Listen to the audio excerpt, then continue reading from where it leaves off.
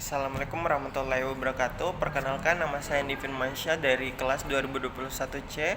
Dan kali ini saya akan menginterpretasikan salah satu video dari YouTube yang bertema Note Taking in Consecutive Interpreting.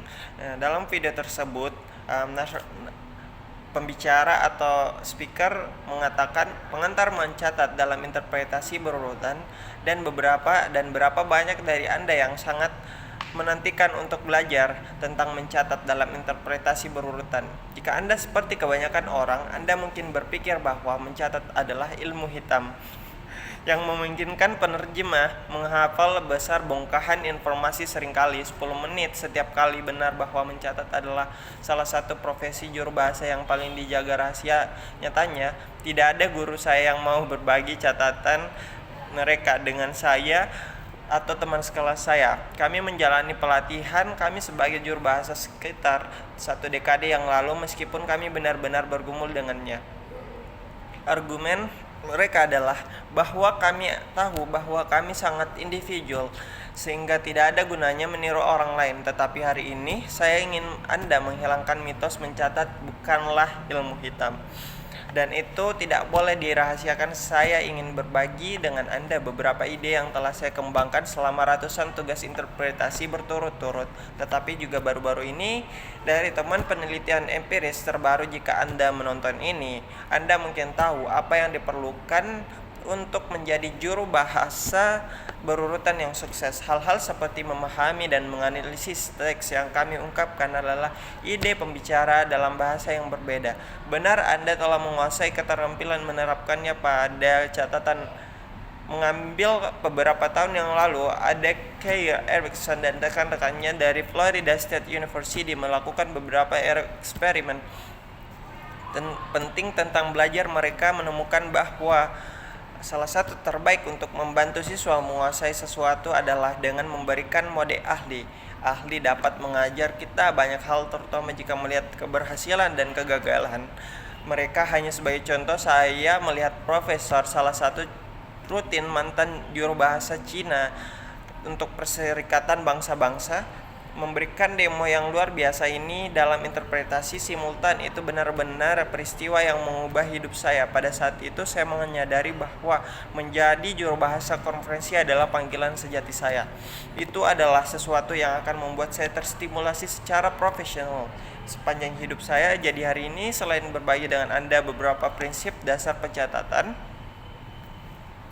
saya juga akan memberi Anda banyak demo sebagai tambahan. Juga jika Anda ingin memberi banyak waktu untuk berlatih tetapi untuk mulai bekerja agar tetap mudah, pertama-tama kita akan belajar cara membuat dan membaca catatan dalam bahasa Inggris. Jadi mari kita lihat beberapa prinsip dasar pencatatan. Sekarang mari kita periksa prinsip pertama mencatat, yaitu menulis. Saya tahu bahwa kita menggunakan buku catatan stenographer, tetapi itu tentang batasan kesamaan antara apa yang kita lakukan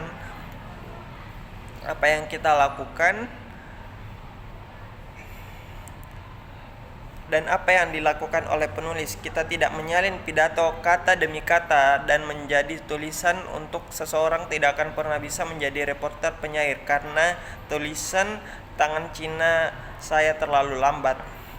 Itu beberapa yang diungkapkan oleh narasumber atau pembicara. Tulisan tangan Cina saya terlalu lambat. Jika saya bisa mencari nafkah sebagai juru bahasa adalah panggilan sejati saya. Itu adalah yang akan membuat saya terstimulasi secara profesional sepanjang hidup saya. Dan selanjutnya, ada harapan bagi siapa saja yang khawatir tidak dapat mengikuti pembicara. Sebenarnya dengan mencatat lebih sedikit lebih baik. Ada beberapa keuntungan berbeda dari menulis. Yang hanya pertama, lebih mudah dibaca kembali. Anda tidak dapat menulis sebanyak ketika Anda pergi dari baris ke baris. Ini memaksa Anda untuk fokus pada boleh saya ya dalam tulisan Anda sebagai lawan dari mencoba menyalin setiap kata yang ditetapkan oleh pembicara. Pada buku catatan kedua juga menunjukkan struktur yang terlihat. Ada dapat Anda dapat segera mengetahui seluruh struktur pidato pada buku catatan hanya dengan melihatnya. Jika Anda menulis secara horizontal, Anda tidak dapat melihat hutan pohon. Terakhir, variasi itu sangat membantu karena awal setiap ide selalu sebagai titik terjauh di sebelah kiri halaman, sehingga Anda memulai kalimat baru, Anda tahu persis di mana harus mencari Anda. Meskipun satu pengecualian untuk aturan tata letak diagonal adalah saat pembicara daftar banyak item. Dalam hal ini, elemen yang terdaftar harus berbaris secara vertikal di pad. Ini karena item lain yang terdaftar memiliki nilai yang sama. Misalnya jika kita melihat kalimat yang ada di slide ini, di mana papan tulis, di sini saya suka es krim, pisang, apel, dan jeruk. Jadi kami menulis saya di sini suka di tengah, tapi es krim, pisang, apel, dan jeruk dianggap item yang terdaftar. Jadi semuanya memiliki nilai yang sama. Jadi apa yang kita perlu dilakukan dalam hal ini adalah memastikan bahwa item-item ini dan menghubungkan kata-kata jika Anda telah bahwa item-item ini berbaris secara vertikal. Sekarang mari kita lihat prinsip kedua mencatat, yaitu menuliskan ide-ide utama dan menghubungkan kata-kata. Jika Anda telah menonton kuliah saya sebelumnya, Anda mungkin memiliki yang baik ide tentang cara yang tepat untuk menganalisis pidato. Prinsip ini tidak akan terlalu sulit untuk Anda pahami karena bahasa Cina dan bahasa Inggris memiliki struktur tata bahasa yang mirip, subjek, kata kerja, dan objek. Jadi ketika Anda mencatat, hal pertama yang perlu Anda lakukan adalah, karena itu membuat Anda terbiasa adalah untuk tuliskan kata kerja, subjek, dan objek. Kalimat alasan saya meminta Anda melakukan ini adalah karena itu membuat Anda terbiasa berfokus pada gagasan utama daripada terjebak oleh detail sepele. Detail sepele tentu saja ada pengecualian untuk setiap aturan. Misalnya jika pembicara sangat cepat atau jika Anda dari setiap kalimat hidung kita hanya berfungsi sebagai pemicu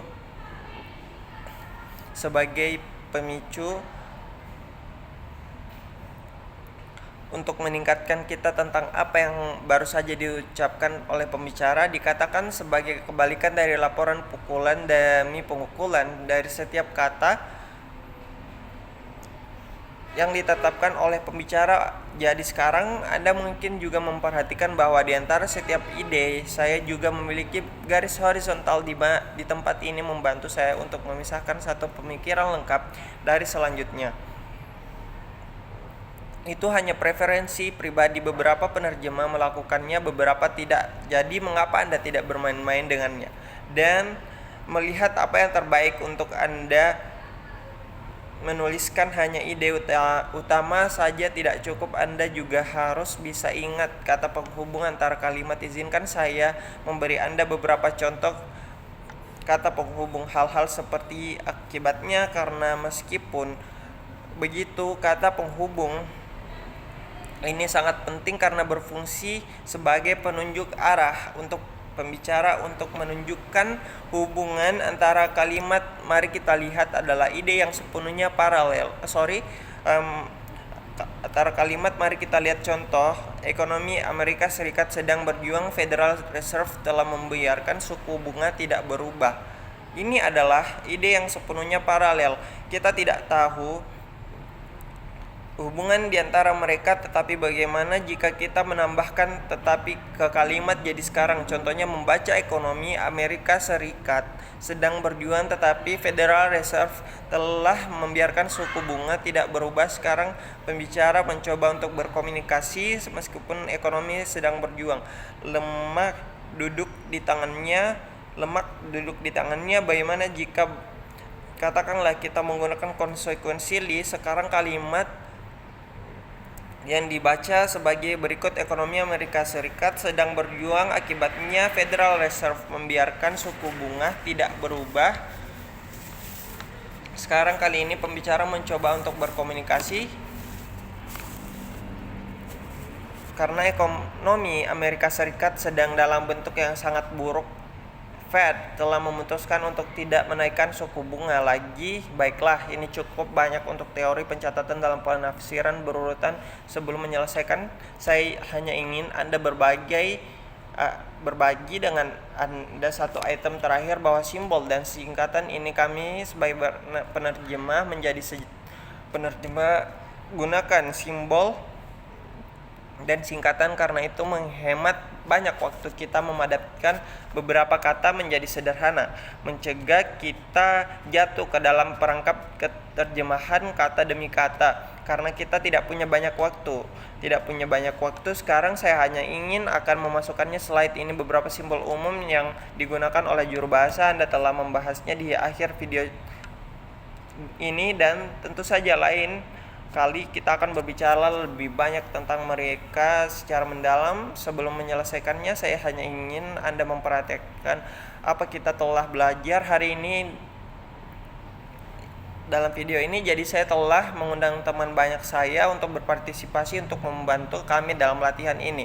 Jadi sebelum video ceramah ini saya meminta James untuk mempersiapkan pidato sehingga James dapat memberitahu kami apa topiknya presentasi. Yakin saya akan berbicara tentang kencan online dari sebuah artikel di The Economist. Jadi saya akan melakukannya mencatat di papan tulis saat James melakukan presentasinya, dan setiap orang yang menonton kuliah ini juga harus melakukan hal yang sama. Jadi apakah kamu siap, James? Ya, jadi berkencan adalah bisnis yang berbahaya. Mungkin ada banyak ikan di laut, namun banyak juga tidak higienis. Mementingkan diri sendiri secara membingungkan. Tertarik pada ikan X atau penggemar situs kencan digital, termasuk serangkaian aplikasi perjodohan yang terus berkembang, dimaksudkan untuk membantu desain mereka lebih berhutang pada ekonomi yang terus berkembang, dimaksudkan untuk membantu desain mereka saya akan menghentikan Anda di sini. Jadi apa yang baru saja dia lakukan adalah membawakan teks tertulis secara verbatim, tetapi dalam pelatihan penerjemah sebenarnya kami cari adalah wewenang presentasi. Yang saya maksud adalah organisasi adalah Anda harus menggunakan ide Anda sendiri untuk mengkomunikasikan pesan oleh pembicara. Jadi sekarang saya akan memberikan demonstrasi organisasi. Jadi kita akan menggunakan paragraf yang sama. Saya akan mengatur pidato dan James akan membuat catatan di papan tulis. Jadi James, apakah kamu siap? Saya harap kalian semua siap. Jadi mari kita mencobanya. Selamat pagi Bapak Ibu. Jadi hari ini saya ingin Anda berbicara dengan Anda tentang kencan online. Topik saya yakin Anda akan menemukan yang menarik dan mudah untuk berhubungan dengan berkencan. Bisa menjadi urusan yang berbahaya. Kita semua mendengar ungkapan bahwa ada banyak ikan di laut, tetapi beberapa ikan mungkin bukan kata yang paling bersih. Mungkin mereka egois, di mana mungkin mereka masih tertarik pada ikan X, atau mungkin mereka bahkan penggemar situs web kencan digital, termasuk sejumlah aplikasi perjodohan seharusnya membantu kita di luar sana. Desain meskipun anehnya lebih fokus pada ekonomi dan angka daripada perasaan dan emosi dalam hati kami luar biasa. Jadi James, apakah Anda dapat membaca kembali Anda? Jadi selamat pagi Bapak Ibu, hari ini saya ingin berbicara dengan Anda tentang online kencan yang merupakan topik yang sangat menarik dan mudah untuk dihubungkan. Namun topik ini memiliki beberapa masalah. Dan itulah yang kita tahu. Ungkapan ada untuk dihubungkan, namun topik ini memiliki beberapa masalah, dan itulah yang kita tahu. Ungkapan ada banyak ikan di laut, tetapi terkadang ikan tidak bersih, memiliki masalah untuk melupakan mantan atau penggemar mereka di situs web kencan digital, termasuk aplikasi perjodohan seharusnya membantu kita, tetapi desainnya lebih terfokus pada menghasilkan uang dan lebih sedikit tentang cinta dan hal-hal ini yang terpisah seperti yang Anda lihat. James telah menguasai hal-hal penting. Dan selanjutnya dari interpretasi eksekutif pencatatan, mari kita lihat dia Misalnya dia bisa menulis kembali uang dan juga bisa menuliskan ide-ide utama apa yang akan saya dorong dia. Anda melakukan sedikit lagi adalah menuliskan lebih banyak kata penghubung.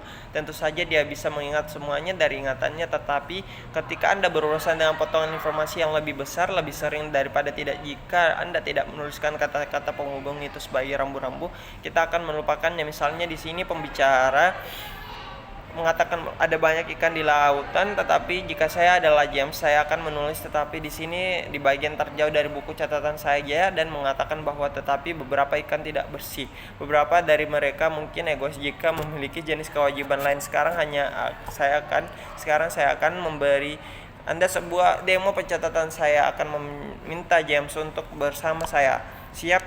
Baiklah, jika Anda melihatnya dengan cara tertentu, menemukan seseorang untuk dicintai bukanlah tidak jauh berbeda dengan mencari pekerjaan yang menguntungkan. Pekerjaan serupa dengan berkencan dalam artian calon pasangan yang sedang jatuh cinta dapat memiliki kekuatan atau kelemahan mereka yang membuat menemukan pasangan yang tepat menjadi masalah negosiasi yang rumit. Dan selanjutnya ialah jadi transaksi acak, kita harus memastikan akan ada kepentingan bersama dengan kontras. Supermarket dan perusahaan listrik tidak terlalu peduli dengan konsumen. Mereka mampu membayar sehingga Anda dapat melihat dengan tidak mengambil lebih sedikit lebih banyak dengan lebih sedikit banyak. Latihan bekerja untuk menjadi lebih baik, tidak mempertaruhkan adalah tindakan sadar untuk mengekstraksi makna maksimum dari naskah dalam jumlah kata minimum dengan sedikit lebih banyak latihan. Saya yakin Anda semua akan mencatat prosa hitam. Jadi ini membawa saya ke akhir kuliah saya hari ini. Untuk merangkum, kita telah mempelajari beberapa prinsip dasar dari mencatat, seperti menulis secara diagonal dan menuliskan ide-ide saya dan menghubungkan kata-kata. Untuk kuliah kita berikutnya, kita akan fokus pada singkatan dan simbol antara sekarang dan berikutnya. Saya harap Anda semua akan berlatih beberapa jam setiap hari dan sampai jumpa lagi. Itulah beberapa tips dari pembicara dalam video tersebut. Saya harap video ini bermanfaat. Sekian, assalamualaikum warahmatullahi wabarakatuh.